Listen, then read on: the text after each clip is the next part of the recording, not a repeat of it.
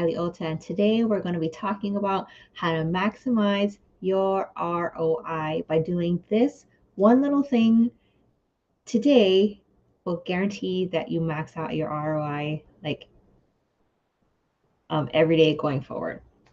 So, how many times have you come through your day and you're like, oh my gosh, I'm so tired, I'm so exhausted. I don't even know what I did today, right? I don't even know what I did today. And then that's because one, we're not writing everything down. And then two, especially as entrepreneurs, we're not writing down how much that time cost us, right? Whether it's an actual cost, right? We're paying ourselves and we're reaping the benefits, or we're paying someone else, right? Time costs money. If you're not familiar with what I teach on this channel, we're talking about time versus money. When we want to do more in our lives or business, either we have to spend more time doing it, right?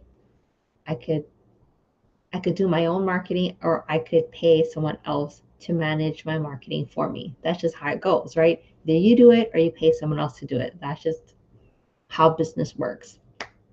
And so today, what I want you to do is, this is a little early, so you can go ahead and it can start today and just start writing down, what am I doing right now? What am I doing next? And I want this to be a retrospective, not a pre-planning exercise. Not like I'm going to. I mean, you can do the I'm going to, but I really want you to write in, at this time I was doing this, at that time I was doing that, because we don't want arbitrary numbers. We want real hard data, right?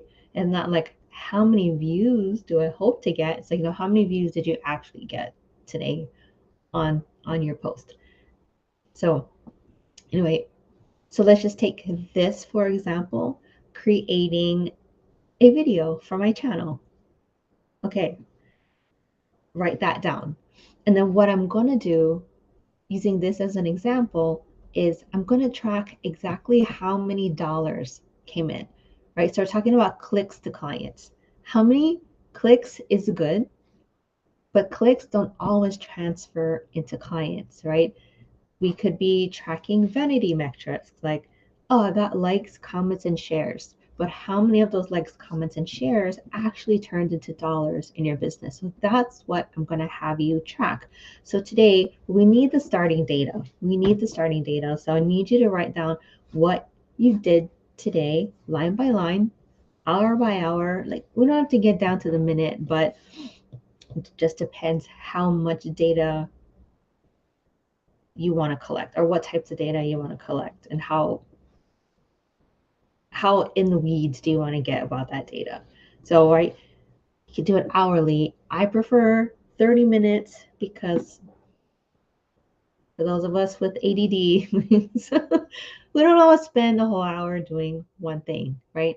So I suggest 30-minute increments. Write down what you're doing every 30 minutes, and then really how you're going to be tracking how many dollars did you make in those hours. Because a lot of times we spend a lot of time in the marketing side of our business, but the marketing doesn't always translate to sales. And then I'm guilty of this. I'm guilty of this. So, but that is what I use to, talk to my team. I'm like, okay, let's see, for my own business and for the businesses that I work in, I'm like, okay, what are we doing and how much money is it costing us to get that work done? And this is also when I was in the oil and gas business, right? We had work getting done, and not that I was in control of the budgets and the spending, but I was monitoring the workload and seeing that's just how I think. I'm like, okay, we have, you know, these many man hours assigned to this particular job. And if, that work didn't start right away, so say that we're supposed to spend 8 hours times 5 people to do this one job, right? So that's 40 hours for this day. times how much these guys got paid, right? And I'm like, wow, every minute that we're not spending doing the work, like I used to track it in my head, like because it wasn't my money, it was the company's money essentially at the time. But I'm like, that's like that's a lot of money that could be going towards another project that is like going to this project that we're like sitting on, like waiting for some kind of safety paperwork to come through and out in order for these guys to get started and start working on the job. It's like I used to see it as dollar signs sitting on the front step. But that's just how I saw the business. And there were a lot of people there who were just employees who are like, well, I'm just here to do a job. I get paid to be here, whether, they perform or not. It's no skin off of my nose. And I'm like, you know, that just didn't sit well with me. So I guess I've always had this time versus money concept running in my head. And I think it's also because I grew up in a family of entrepreneurs. My grandma, God bless her, she um um anyway, she recently passed, so she's been on my mind a lot lately, but she's the woman that like I've saw like pretty much every side of business, good, bad, ugly, you know, I've seen it working throughout her life. I mean, she was hustling until from when she was like 5 years old, dancing hula and waikiki, and, making money, like generating income for her family at that age. And all the way until she passed, where she was always trying to generate income. So maybe that's just ingrained in me, in my DNA. So, anyway, when we're looking at what we're doing, writing everything down every 30 minutes, you're going to go ahead and calculate the actual ROI for that 30 minutes that you spent, right? We can say that, especially when we're developing our coaching programs or what have you, can say, well, my hourly rate is this, right? There are a lot of times where um, you'll have an exercise that says, okay, how much money do you want to make in a year? Okay. And how many hours a week do you want to work? I mean, ideally, this is how you would reverse engineer your hourly rate. How much do you want to make? How many hours do you want to spend in your business? So therefore, this is the rate that you should charge in order to make this amount of money in your business. But that is when you actually have a client and you actually close the sale and you're actually charging that rate to your client, right? But all of these hours that you spend marketing or the amount of money that you spend on a copywriter or a graphic designer, those, you're not making any money at that point. You're spending money at that point, right? Whether you are like, even if you're not paying yourself, like there's not an actual transaction that you're paying yourself for doing the marketing. Essentially, anytime you spend in marketing instead of coaching, right? If you're looking at the dollar amount for the hours that you're spending in your business, that's what it is. So when you're looking at your list, essentially on my list that I've written down has 3 columns on it. So first column, every half an hour, what I was doing. Middle column, how much money did that time actually return on my investment? And then 3, I need you to look at if there's anything else that any other benefits that you're getting from it. So what I mean is when we're in our businesses and entrepreneurship, whether you're in direct sales or you're coaching, whatever, even if you are an employee, right? When we have a paycheck coming in, it's a dopamine hit, right? It's a validation. It means, oh, I'm getting paid for my worth. So that's why money is a motivator. It gives us that dopamine hit and tells us that we're worth something. So let's say you're looking at your ROI and there's no monetary value coming in. And it's like, oh, this post didn't really do so well. I didn't. You may have gotten likes, comments, whatever engagement on it, but it didn't actually translate into clients. It's like, that didn't go so well. But yet you continue to do that on a weekly, monthly, annual basis. And you keep feeding this machine that, like, I need to do this, I need to do that, I need to do that in my business. Maybe the gurus are telling you you need to do XYZ in your business. So you keep doing it and you keep feeding that monster, you keep feeding that machine, but it's not actually translating into dollars in your business. Right? You have to consider what is the emotional currency that you're getting from it. Because obviously, if you're doing something, you're getting some kind of benefit out of it, right? You're getting some kind of a dopamine hit from that. And you really need to take into consideration if you're not getting a monetary investment on it, right? Not saying that it's not worth your time, because there are activities that we do as entrepreneurs that don't result in an actual monetary return, right? You'll see a lot of entrepreneurs, their morning routine, that's their golden hour or whatever, because that's when they make the most money. And here's why. When we take good care of our ourselves, right, it translates into having better brains. This is just my rudimentary how my brain thinks and how I put things together, okay? Right? Our brain is our biggest asset in our business. We are our number one asset. Like I said, my grandmother just recently passed away. I mean, life insurance, like, was she worth that? Like, do we measure her by the amount of her life insurance and the amount of assets that she left behind, or do we value her as an asset? And I always use Steve Jobs for this example, right? When he left Apple, or when he left the earth and then left Apple, right? He left a void because his ideas, his creativity, his innovations were what was driving the company's profits, right?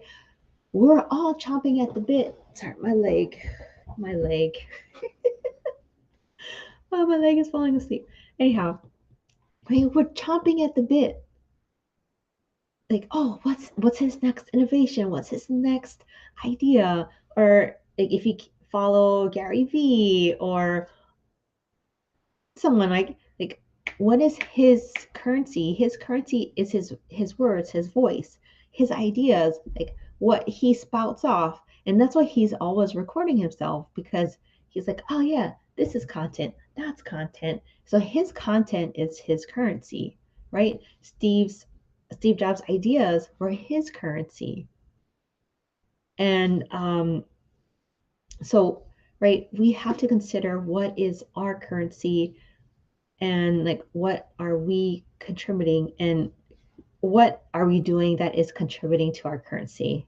Excuse me. And once we find that, right, we can eliminate everything else.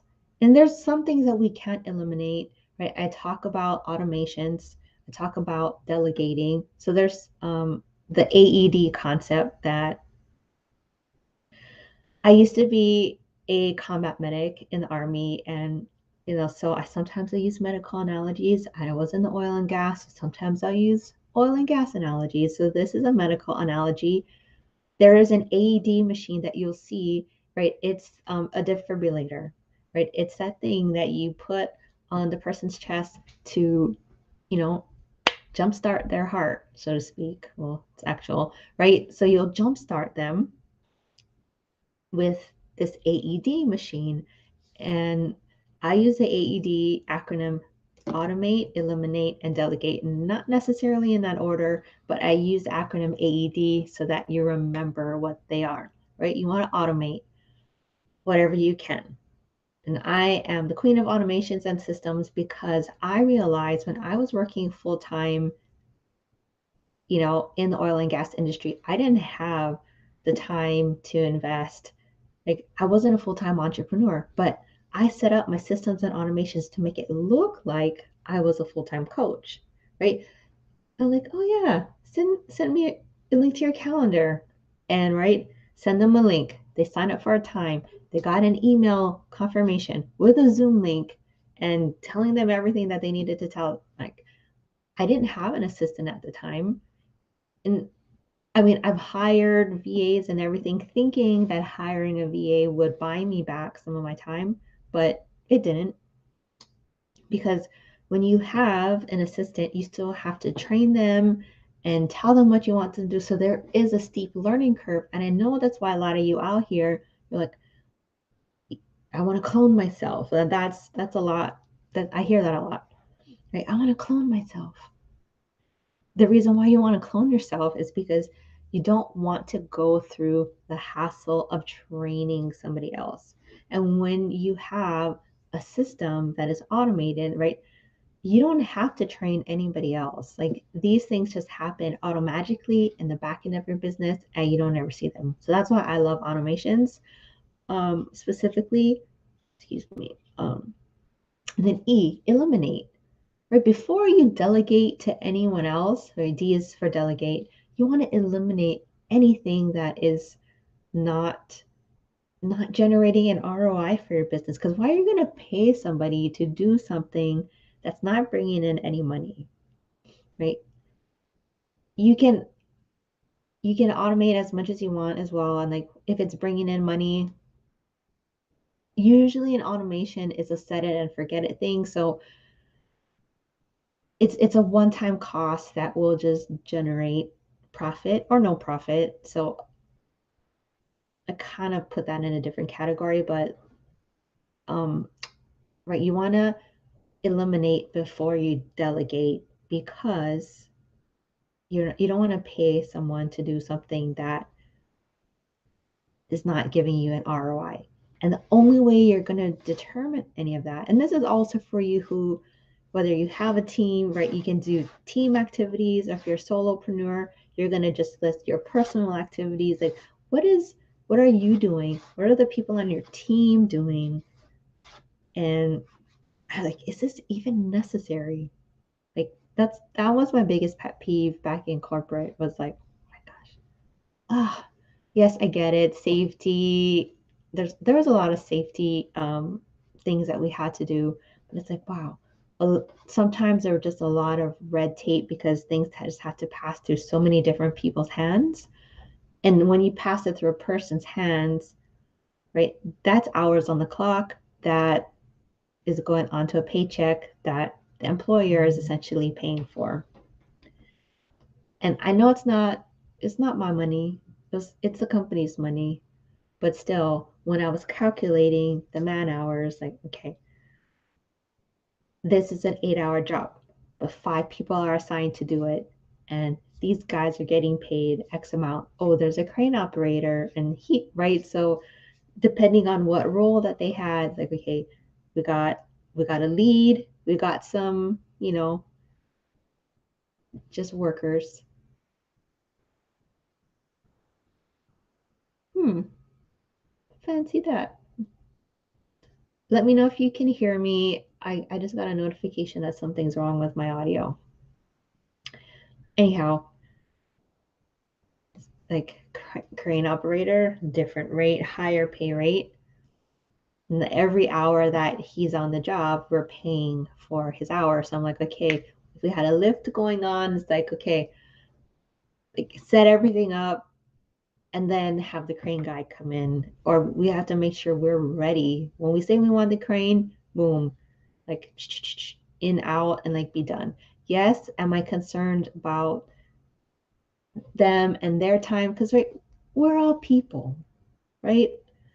Time is precious. We don't want to be spending time doing things that we could be doing something else. Anyhow, that is just my take on time versus money, and how if you implement this today, write down your time, everything that you're doing every 30 minutes today, go back and look at how much of that time actually translated into dollars.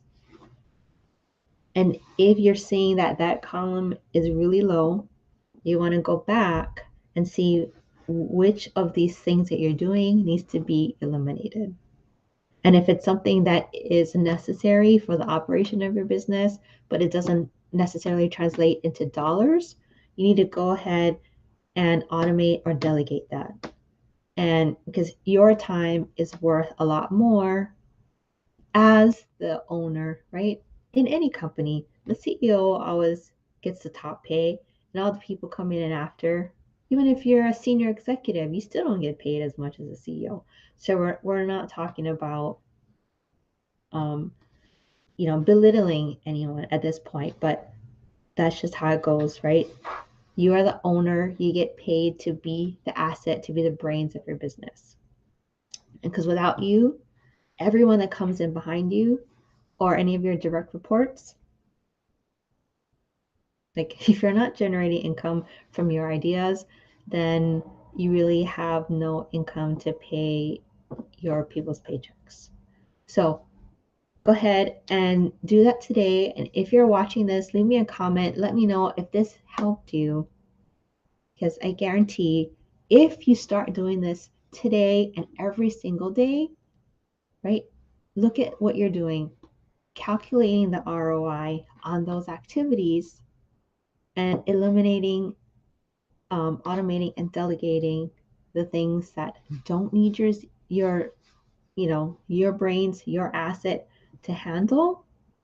I guarantee you're going to start making more money, because then you're going to have more time to focus on the income generating tasks in your business, like getting in front of people, getting on more podcasts. I don't know, right? That is going to be for you to determine what activities are really behind that ROI in your business.